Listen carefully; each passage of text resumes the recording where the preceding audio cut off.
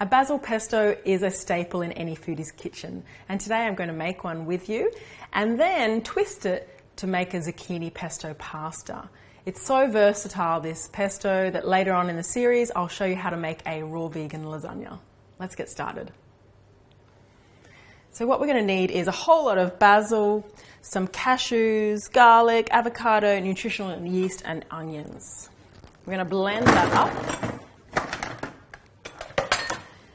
Now so these hydroponic ones have been sitting on the bench all day.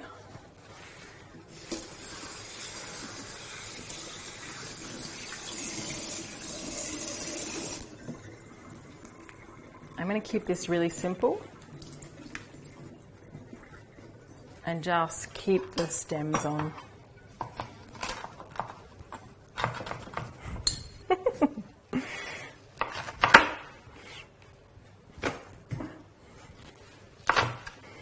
So I know it's getting bruised, but it's going to get a whole lot more bruised when it goes in the machine.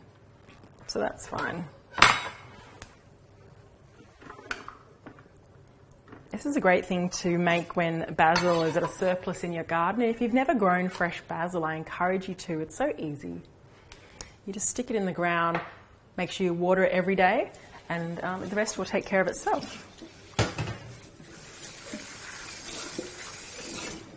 What you'll need is 2 packed cups of basil, which I think equates to about 2 bunches. So this is going to make a lot because I'm going to multi-purpose it, and it's freezable. So once you know, you don't have to finish eating it in a few days. Whatever leftovers you have, just put it in the freezer. Okay, now add my nuts. These are soaked cashews. This is kind of a dish where actually I think it works better when the cashews aren't soaked, but better nutritionally. Some lemon juice.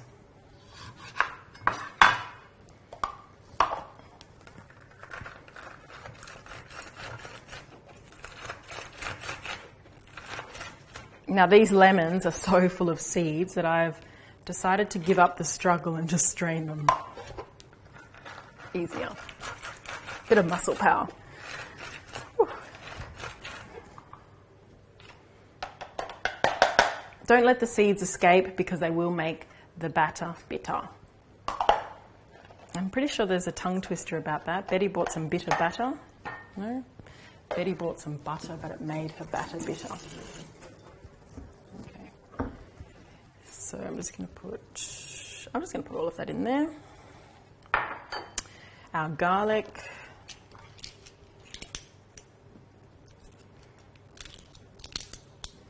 So pesto can be made with pine nuts, and I actually do have some pine nuts, but pine nuts are pretty expensive. I think cashews mimic the texture quite well. You could also use sunflower seeds, but I don't think they give as nice a flavour. So they're just great for a garnish. I'll just get a few more cloves of garlic.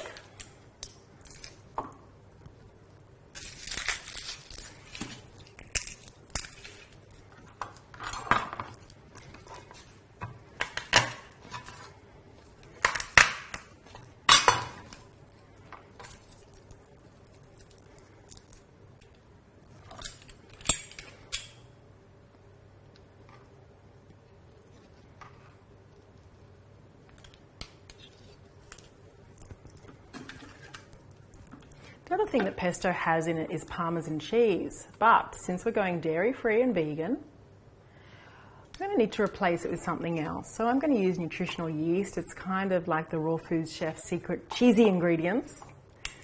And I'm just in love with this product. I've bought a massive bag because I've been making kale chips every day, flavoured with the yeast. And I seem to go through it quickly.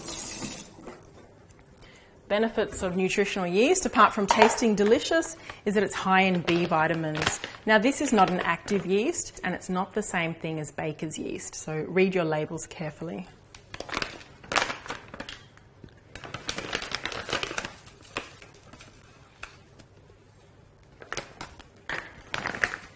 So I'm going to whiz that up, add a little bit of oil, let's be honest, add a lot of oil.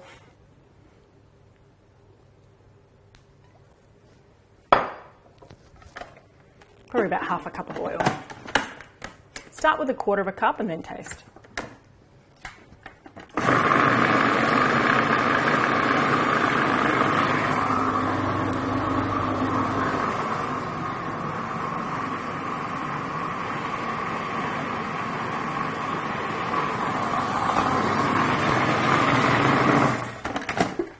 Scrape down the sides with your spatula.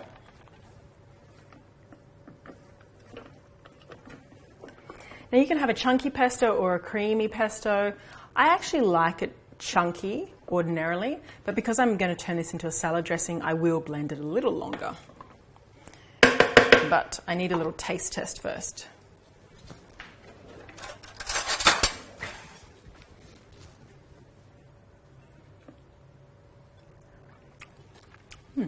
Salt is what I need. So I'll just grab some salt.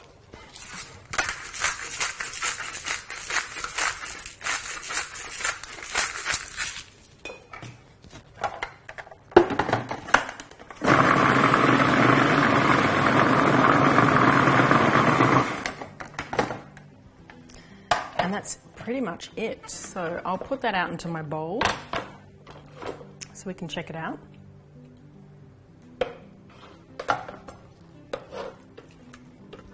So it's so green. The more greens that you have in the diet, the greater you can bring your pH back to neutral. So we want to try and avoid having an acidic pH. Gorgeous. Now this pesto is great like this as a dip with some of our beautiful crackers we've made. You can turn this into a pasta or make a raw lasagna. So stay tuned for those other recipes.